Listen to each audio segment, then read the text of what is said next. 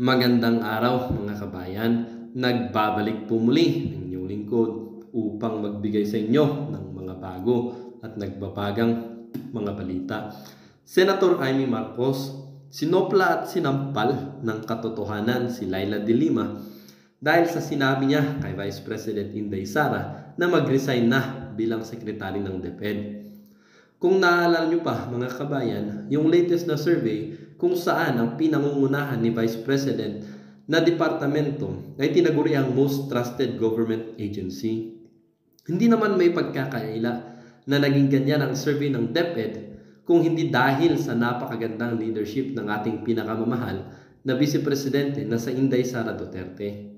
Kapal kasi talaga ng pamumukha ni Laila de Lima. Samantalang noong siya ang sekretary ng DepEd, hindi makapagkatiwalaan ng DepEd.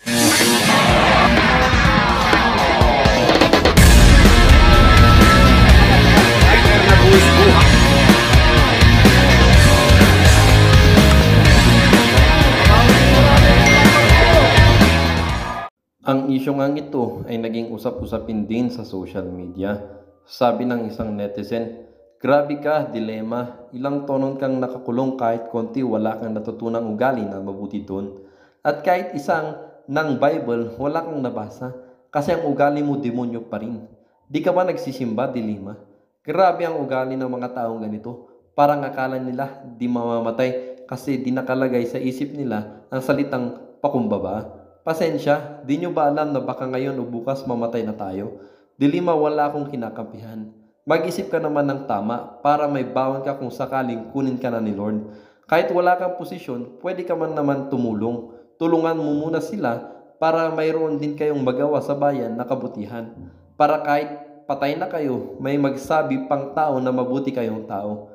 Yang kayaman nyo kahit konti wala kayong madadala niyan. Isip-isip naman." Sabi din ng isang netizen, "Madala na tayo sa mga dilawan na sa habang panahon, paganyan-ganyan lang ang ginagawa, may napalabang mamayang Pilipino." Sabi din ng isang netizen, "Madala na tayo sa mga dilawan na sa habang panahon, paganyan-ganyan lang ang ginagawa." Sabi din ng isang netizen, "Maybe Dilima should keep her mouth shut." Wala siya sa posisyon para magsabi kung anong gagawin ni Vice President. Tumakbo na lang siya sa 2025 as senator. Dream on! Yan ang sinabi ni Senator Amy Marcos kay Laila de Lima. Nung sinabi ni Laila de Lima na mag-resign na raw si VP Sara. Naman, hindi porke na-assign ka na spokesperson ngayon ng Liberal Party, sasagarin mo na agad. Kalma ka, lambe. Anyway, basahin natin yung balita. Ito kasi sinabi. Ayan, dream on. Ayan, Senator Amy rejects call for Sara Duterte's cabinet resignation. Okay, balikan natin yung history. Ito kasi sinabi ni De Lima no isang araw. Actually kahapon. Sabi niya, De Lima pinag-resign si VP bilang DepEd Chief. Ito sinabi ni Laila De Lima. Yan. Swangit. Ay, agoy.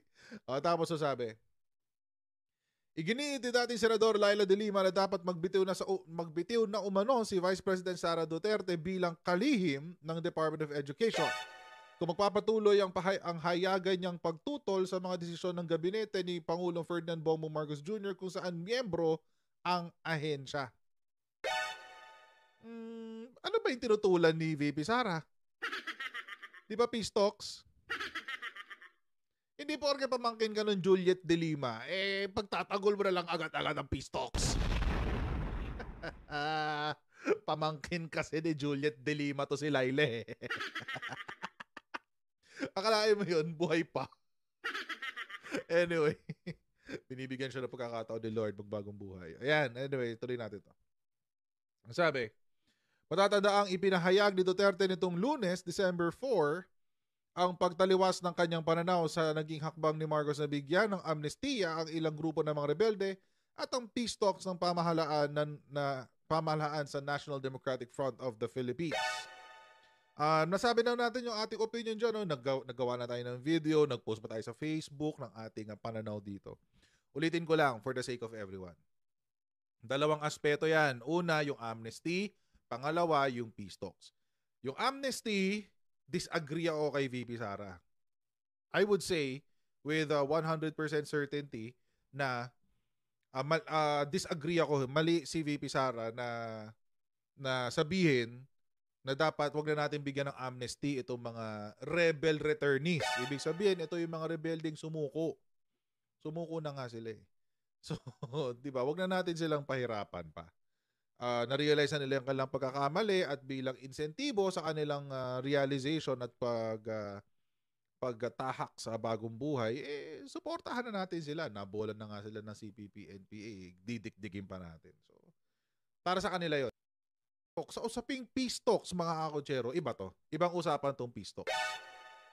Agree ako 100% kay VP Sara pagdating dito sa peace talks. At wala akong pakialam kahit sabihin pa ng mga senador, sabihin ng mga kongresista, sabihin pa ng kung sino-sino mga Poncio Pilato dyan. Okay? Actually, kay Secretary, disagree din ako kay Secretary Galvez dito sa sinabi niyang to, na pabor din siya sa peace talks. Although, mas gusto ko yung amnesty talaga. Amnesty na lang para encourage nating sumuko yung mga rebelde, di ba? But anyway, pagdating sa peace talks, agree naman ako kay VP Sara dyan. Okay? Malaking pagkakamali ng Marcos administration kung siya ay uupo sa lamesa kaharap ang NDFP. Dahil alam natin kung gaano kasinungaling ng grupo ng NDFP na yan. Alam natin kung gaano kasama, kademonyo yung grupo na yan ng NDFP, kung saan kasama ang Makabayan Black, yung grupo ni Franz Castro, ni Raul Manuel, ni Arlene Brosas. Yan sila. Magkakasama silang lahat dyan. Nagkumpul-kumpulan sila sa NDFP. At syempre, pinagtatanggol ito ngayon ni Laila de Lima.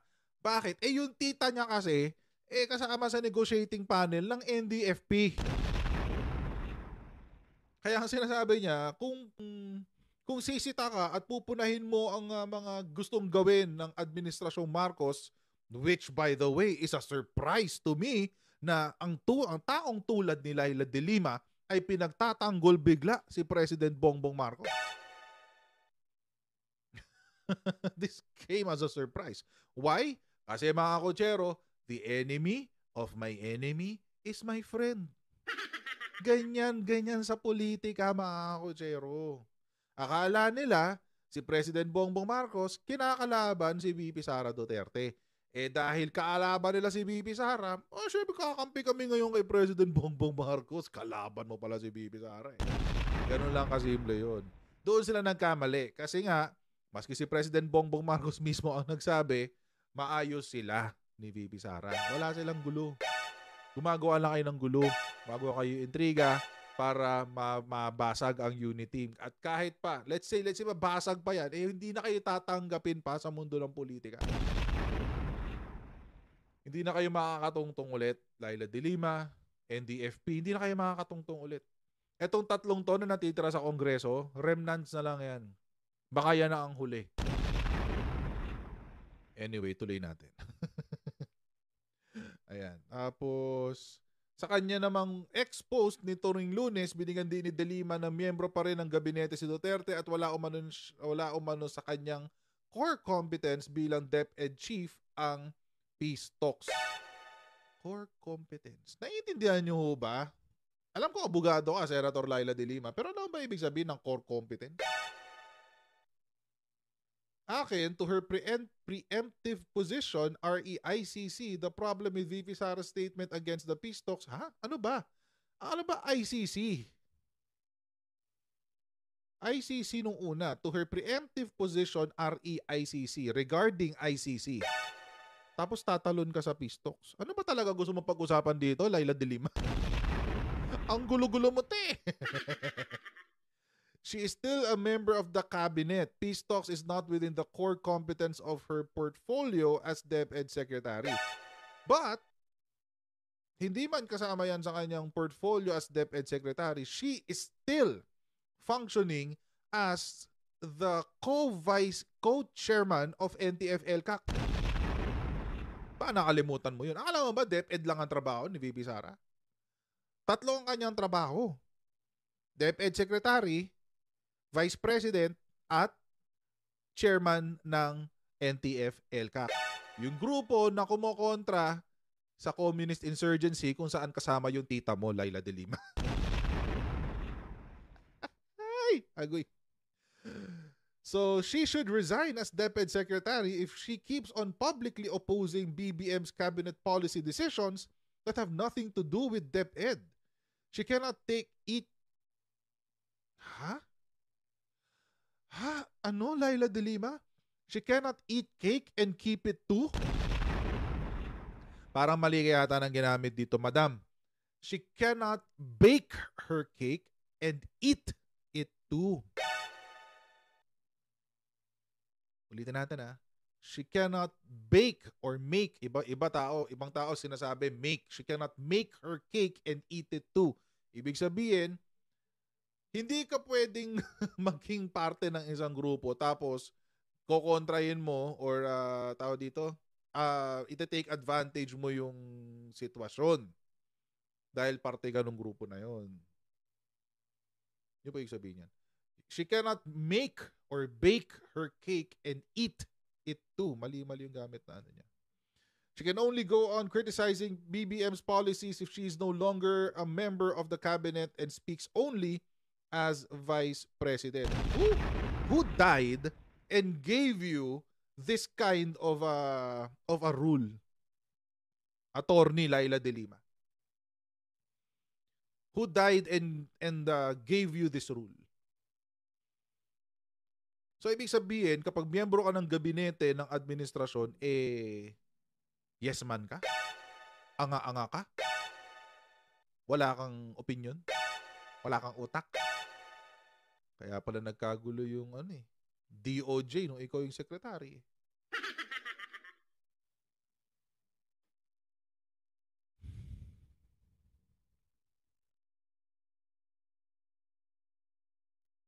Ulitin ko lang mga kutsero. Baka kasi nakakalimutan ni Laila de Lima na si VP Sara, hindi lamang po siya DepEd Secretary. Siya rin ang concurrent chairman.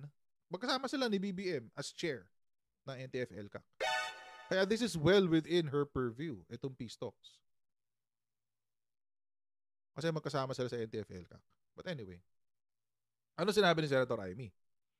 So, Senator Amy Marcos has scoffed at calls for Vice President Sara Duterte to resign as Education Secretary after she openly opposed the resumption of peace talks with the National Democratic Front of the Philippines and the grant of amnesty to former rebels. Dream on daw, sabi ni Senator Amy. Managinip kang gising. Sabi, pwede ka naman maging manatiling kaalyado kahit hindi kayo nag-a-agree sa bawat issue. Mas maganda nga yun kasi talagang nadidiskusyon ang lahat and always view at being respected and honored. Kayo kasi mga aktivista kayo, Laila de Lima. Kayo kasi mga aktivista kayo. Na kapag kumontra ka, kailangan all the way kontra ka. Kapag kumontra ka, sabihin kaaway. Ganyan kasi mag-isip ang mga dilawamping CPP. Ganyan mag-isip ang mga dilawamping CPP. Unfortunately, yung ibang mga nouveau loyalista at ibang mga hyper DDS, ganyan din mag-isip. Unfortunately. Kapag critical ka sa isang tao, ibig sabihin kalaban ka. Ganun kakitid ang pag-iisip nyo. Ganun kakitid. Meron nga, hindi kasi porke kontra ka, or nagko-komento ka o nagki-criticize ka ng isang plano, ibig sabihin kaaway ka. Minsan pa nga, yun pa yung nakakatulong para hindi ka pumalya. Bakit? Naiiwasan mo yung mga pagkakamali. Nakikita mo yung mga bagay na hindi mo dapat gawin. Kasi, bilang presidente, hindi ka naman Diyos. Hindi ka Panginoon. Hindi mo alam lahat. Hindi mo rin nakikita lahat. So kaya may mga tao sa paligid mo na magsasabi sa'yo, "Oy, Mr. President, mukhang papalya tayo dyan. Oy, Mr. President, hinay-hinay tayo ng konti. Kasi delikado yan." Is that inherently wrong? It's not. Pero kasi ganyan ang mindset nyo. Kayo mga kakamping, kayo mga dalawamping CPP, kayo, kapag nag-oppose kayo, kaaway ang tingin. Kaya kayo pumalya ng eleksyon. Kaya kayo pumalya ng eleksyon. Kasi inaway nyo yung buong Pilipinas. Inaway nyo talaga para ilaban yung sarili nyo. Inaway nyo buong Pilipinas eh. Wala kayong konsepto ng politics is addition. So, wala kayong konsepto nun eh. Ito pa sinabi ni Senator Amy, tungkol naman to sa peace talks. Actually, panoorin muna natin to. Na medyo nalilito pa rin ako dyan sa peace talk na yan, pagkat narinig naman natin si Mr. Halandoni na nagsaad na kahit may peace talk ay mananatili pa rin nila ang mitiin nila, ang goal nila na ibagsak ang pamahalaan. Bakit ganun? Nag-peace talk ka pa. Correct. Yan, konti naman, yan. Sorry? Yan. Konti na, bababa yung cellphone. Yan. Bababa naman. Yes. That's the short answer. I'll give you a statement when I'm ready. That's a short answer daw. Ang tanong is, do you agree with VP Sara disagreeing with the peace talk? Sabi niya, yes. And that's the short answer. And I think, mga kutsero, kasi pagka pa kasi nag-peace talks kung magtuloy lang ang gera. Diba? Alam nyo, mga kutsero, hindi, ulitin ko to, mga kutsero, hanggat merong gustong makinig. Itong mga itong mga NDFP na to, wala ko silang interes na makipag-ayos sa gobyerno. Ang interest nila ay survival nila bilang partido. Kaya sila nag-peace talks. Alam nila na paubos na sila. In fact, mga kutsero, ni-recognize nga yan sa article na to, yung John Malvar. Ito nakakatawa tong website ito. World Socialist website. May ganun pala, no? Kung babasahin nyo to, ito yung title niya. Title niya is Communist Party of the Philippines announces the opening of peace talks with Marcos government. This is very, feeling ko nagsulat nito taga CPP, NPA, NDF. Eh. Kasi very, defensive. Defensive ng sobra sa kanilang posisyon bilang komunista. Pero mayroong very interesting part dito, mga kutsero, na gusto kong i-highlight. Itong prospects. Yan. Itong prospects. Saan yun? Kasi mga kutsero, sobrang hina na ng CPP, NPA, NDF. Ngayon, maski yung mga komunista, nare-recognize nila yan. Ito sabi nila, sana yun? Prospects ng peace talks. The NDFP had always insisted in prior peace talks that the agreements reached with earlier administrations remained binding, including the Hague Joint Declaration, the Joint Agreement on Safety and Immunity Guarantees, and Comprehensive Agreement on Respect for Human Rights and International Humanitarian Law, or CARHIL. That is no longer the case. Sinasabi to ng NDFP na hindi, yung mga nauna nating napag-agrihan, itutuloy lang natin. Hindi na raw yun yung ganap. Aged, weakened, and desperate, the leaders of the NDFP negotiating team repeatedly told the press that there are no preconditions to resume negotiations and insisted that they were making no demands. They listed 4 points, including the release of political prisoners, but they repeated to the press that these were not demands, they were issues to be discussed. Ito ho yun, yung 4, yung 4 na sinasabi. Pakita ko sa inyo yan. Pakawalan lahat ng NDFP consultants, number 1. Pangalawa, tanggalin ang designation na terrorist sa NDFP, sa kanilang lahat ng miyembro ng NDFP at sa CPP-NPA. So, di na sila tatawagin terorista. Ito yung pangalawang demand nila. Pangatlo, tanggalin ang NTF-ELCAC at i-repeal ang Anti-Terror Act. At itigil na rin ang mag-withdraw na ang sundalo sa kanayunan at ang localized peace operations. At pakawala ng mahigit 800 na political prisoners. Ito yung demands ng CPP bago pa mag-umpisa. Ibig sabihin mga kotsero, hindi pa nga nag-uumpisa, gusto nila ito muna yung mangyari. Ay hindi mangyayari yan. Napakalabo ng pinagsasabi nyo. So ano sabi nila? Juliet De Lima, ito yung tita ni Laila De Lima, declared that through the peace talks, we envision, etc., napakahaba. The problem that long plagued the Filipino people is capitalism. Kapitalismo daw ang nagpapahirap sa Pilipinas. Hindi. Kailangan ka natin ng negosyo eh. No deal with the Marcos government or any capitalist government will solve this problem, sabi. Ngayon, sinuko na raw nila yung kanilang mga sarili. Yan. Hostility to the family name Marcos and the brutal legacy that it represents has to an extent been the defining feature, almost the raison d'etre of the CPP for the past 50 years. Now they're lining up, preparing to provide critical support to the son of the dictator in furtherance, ultimately, of the geopolitical interests of Washington. One of the very last political acts of Joma was to welcome the architect of the counterinsurgency warfare as the negotiator of a peace deal with the administration of Ferdinand Marcos. The political decay of Stalinism has reached a stage of unimaginable rot. So mga kotsero, kung pagpapasihan natin tong article na to ng mga komunista mismo, sila mismo to, feeling ko sila mismo sumulat nito yung mga CPP, NPA, NDF.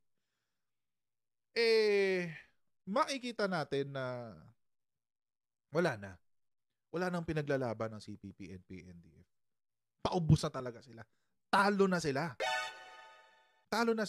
At mga kotsero, ano ang dapat ginagawa sa mga tao, sa mga rebelde na talo na? Pinapasuko. Kung talo na kayo, sumuko na kayo. Unconditional surrender. Unconditional surrender. Not peace talks. Hindi peace talks, mga kotsero. Hindi yung, matatalo na yung kalaban natin, makipag-usap tayo ulit. Baka gusto na nila ng peace talks. Alam niyo mga kotsero, ito yung sa akin. Kasi si Senator Bato de la Rosa nagsalita na siya, okay lang daw yung peace talks basta hindi itigil yung current operations ng NTF-ELCAC. Okay lang. Tapos si Galvez, ganun din, etc. It makes you think na, is it really possible? Pwede ba yun? Well, of course, everything's possible. Pwede naman yun eh. Pero sana mga kotsero, ito yung hope ko, no? Na sana, dito, sa peace talks na to, ang pag-usapan ay kung paano sila susuko, hindi kung paano ipagpapatuloy ang Communist Party. Yun sana ang pag-usapan. So, ipagpatuloy yung bakbakan ng CPP, NPA, ubusin sila, yung tao nila, hanggang sa wala na silang choice kundi sumuko during the peace talks. Yun sana ang mangyari. At mukhang magpapatuloy ang Dream On, Laila De Lima. Dream on sa mga gusto magpa-resign kay VP Sara. Because, even if VP Sara resigns, do you think President Bongbong Marcos will accept it? I don't think so. Kung kayo, naniniwala kayong gano'n, di kayo yun. Pero ako, wala. I don't think so. Kasi mga kotsero, kung yung mga DDS iniisip nila na kapag nawala si VP Sara sa poder ni President Bongbong Marcos, masisira si President Bongbong Marcos, ganun din ang mangyayari kay VP Sara pag nawala si President Bongbong Marcos. Huwag niyo pong kalimutan. Hinalal sila together. Dalawang magkaibang factions. The loyalists and the DDS ang nagsama para maihalal sila pareho. Kapag iniwan ni VP Sara si President Bongbong Marcos sa ere, ang suporta ng loyalista kasama dun. Pag iniwan ni President Bongbong Marcos si VP Sara sa ere, ang suporta ng DDS kasama dun. And it will not help any of them. Hindi makakatulong sa kanilang pareho yun. So, I don't think it will happen. I don't think si VP Sara will resign, number one. And even if she does, I don't think Bongbong will accept it. Sa napanood niyong video mga kabayan, ano naman po ang inyong mga opinyon? Ang ating comment section ay bukas para sa inyong mga komento at reaksyon. Huwag kakalimutan Do not let your thoughts left unspoken. As citizen of this country, your opinions matter. Huwag pong mahihiyang magbigay ng inyong mga saloobin, mga kabayan. At syempre, huwag nyo din pong kakalimutan i-share ang video ito upang inyong mga kaibigan at kapamilya ay maging aware din sa kung anong nangyayari sa ating bansa. Huwag din kakalimutang mag-iwan ng like. Hanggang sa muli!